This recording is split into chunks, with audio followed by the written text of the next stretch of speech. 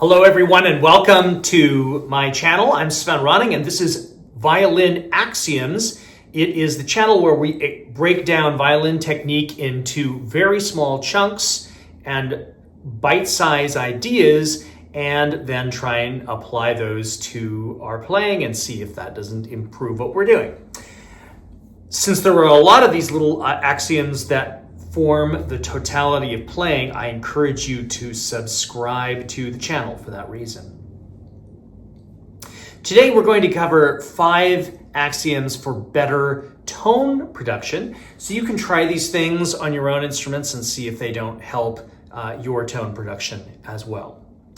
So the first of these is that when you are pulling sound out of the instrument, that you are actually pulling it.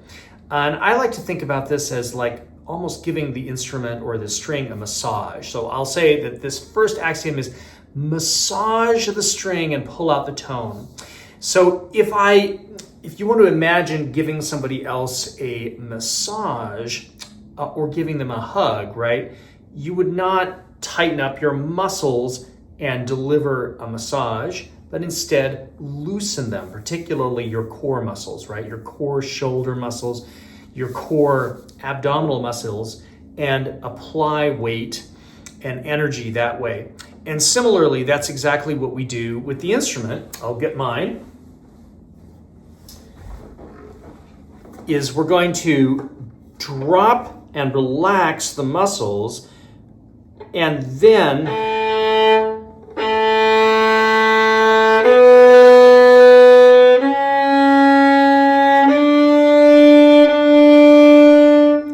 massage the tone out of the instrument in that way. So remember to sort of just get that feeling of being a masseur or a masseuse, right? And really just try and pull the instrument in a friendly way in that way. If your muscles are loose like a masseur, chances are the violin will purr just like the person receiving a massage. So I encourage you to think about that. The second one related to this is the second axiom is to make sure that you drop these shoulders, as we were saying, okay? And also to raise the violin. So the higher the violin, or as the violin comes into the bow, it also produces tone. Now this is kind of related to the massage idea too, in the sense that if you want to think of giving somebody a hug, for example, you come into them and wrap your shoulders or arms around that person, and they do the same to you. So if you want to imagine the violin coming up to receive a hug from you, right? So if I drop and relax the shoulders again, like the massage idea, and then bring the instrument into me,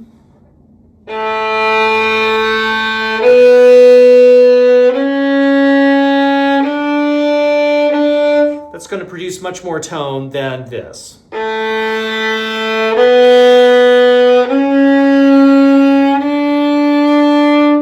think you can hear the difference.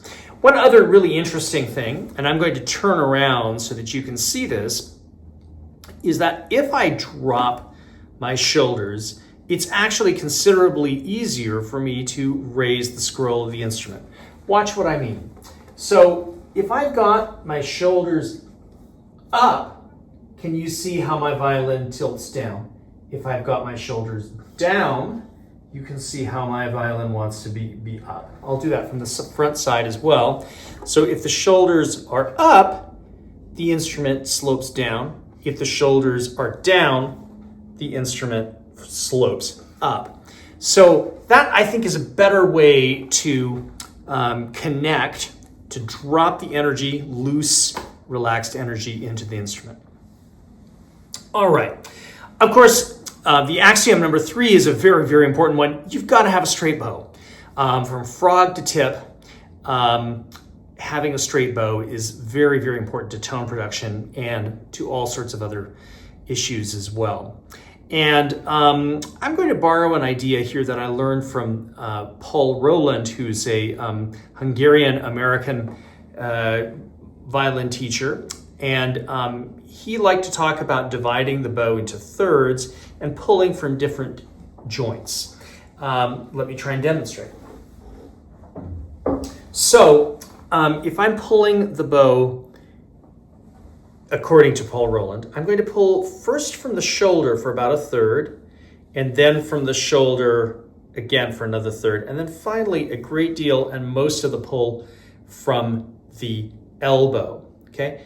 And conversely, when I pull the other direction, I'm going to start with the shoulder, then pull with the elbow, and then finish with the shoulder. So the motion is shoulder, shoulder, elbow, shoulder, elbow, shoulder. And that seems a little arbitrary and weird. Let me show you how it looks on the violin. It is not arbitrary and weird, as we're going to explain in just a moment here, but I'm going to pull from shoulder, shoulder, and now elbow, and then shoulder, elbow, shoulder. I'm going to pull shoulder, shoulder, elbow, and then shoulder, elbow, shoulder, okay? Now, why I say this is not arbitrary, because indeed, what we're really doing is unfolding the bow arm the same way that a bird unfolds the wing. So beginning from the shoulder and then spreading that last part of the wing at the end, okay? And conversely, beginning the tuck from the shoulder on the way back, then drawing the wing in and then tucking in at the last moment. If you watch the crow in your front yard, for example, do this, you'll see that same motion, shoulder, shoulder, elbow, followed by shoulder, elbow, shoulder. And so let's just watch how that translates into nearly a perfectly straight bow.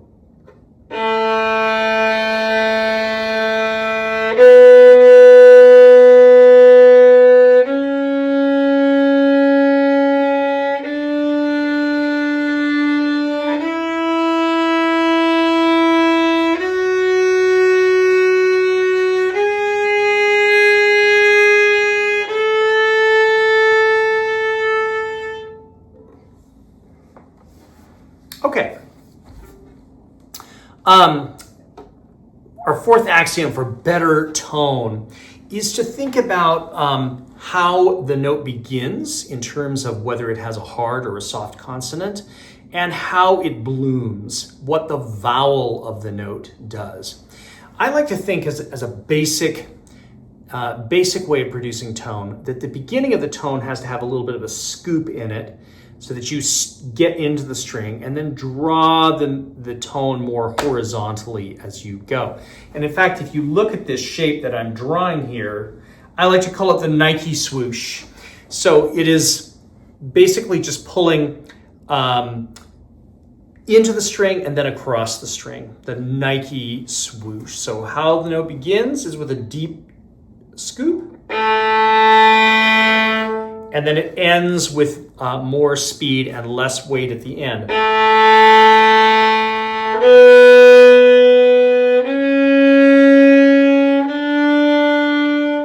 So we don't want that scoop to continue through the whole stroke,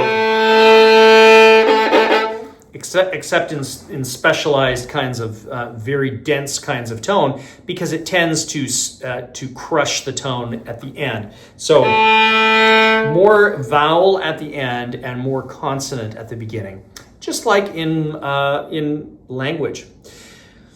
Okay. Related to that, this last one is use your bow hand the way that you use a pen. Okay. And like I just mentioned a moment ago, we're going to draw out and then pull through. So I'm going to draw out with the fingers and the wrist, and then I'm going to pull through with that straight bow that we talked about as axiom number 3, the straight bow.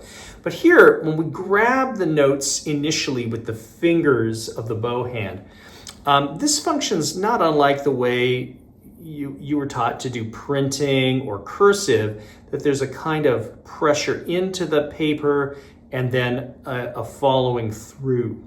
So, and then a release, of course. So you can make all sorts of shapes with your fingers that initiate the stroke and indeed continue it as well. But especially in the initiation is where your fingers working like they do when you write with a pen are going to create a certain kind of character of the note that you draw. And so this is almost like a kind of musical calligraphy or tone calligraphy. What I'm doing is I can decide whether I want a smooth, very smooth articulation, or a more jagged one, or some combination. So I can even think about it like different consonants. Do I want a h sound, or a b sound, or a d sound, or a th sound, or a ch, or a t, or whatever? Those different things are accomplished here.